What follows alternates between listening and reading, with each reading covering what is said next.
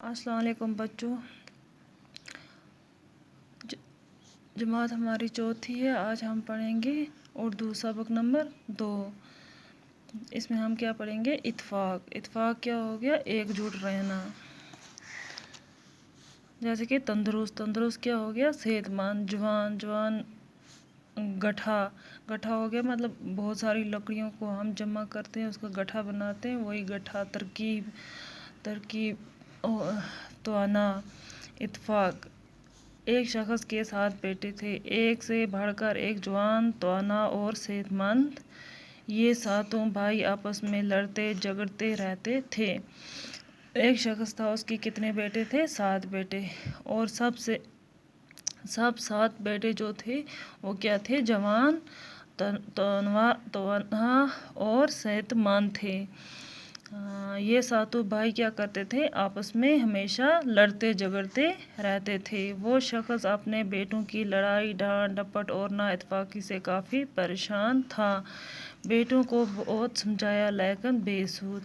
وہ شخص اپنے بچوں کی کیا لڑائی جھگڑا دیکھ کر بہت تنگ آ چکا تھا اور ان کی ڈانٹ ڈپٹ اور نا اتفاقی سے بہت ہی پریشان تھا۔ بیٹوں کو سمجھایا لیکن بے سود۔ اس نے اپنے بچوں کو بہت سمجھایا لیکن ان پہ کوئی اثر نہ ہوا۔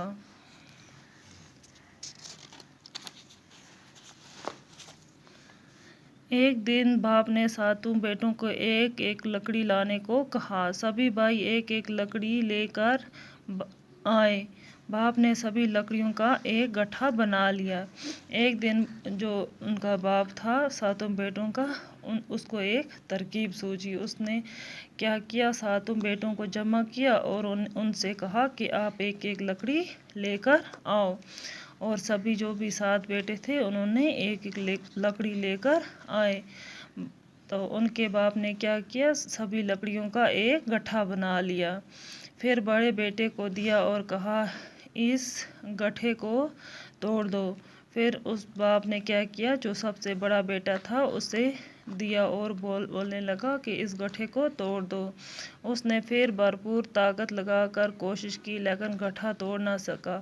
لیکن جو اس کا بڑا بیٹا تھا اس نے بہت طاقت لگائی لیکن جو وہ گٹھا تھا لکڑیوں کا اسے وہ توڑ نہ سکا۔ باپ نے یہی گٹھا باری باری 7 بیٹوں کو دیا لیکن ان میں سے کوئی بھی اس گٹھے کو توڑ نہ سکا۔ باپ نے کیا کیا؟ 7 بیٹوں کو وہ گٹھا باری باری دیا توڑنے کو لیکن کسی بیٹے نے بھی وہ گٹھا نہ توڑ سکا۔ باپ نے گٹھا کھول کر ایک ایک لکڑی ایک ایک بیٹے کو دی اور بیٹوں نے آسانی کے ساتھ اپنی اپنی لکڑی توڑ ڈالا۔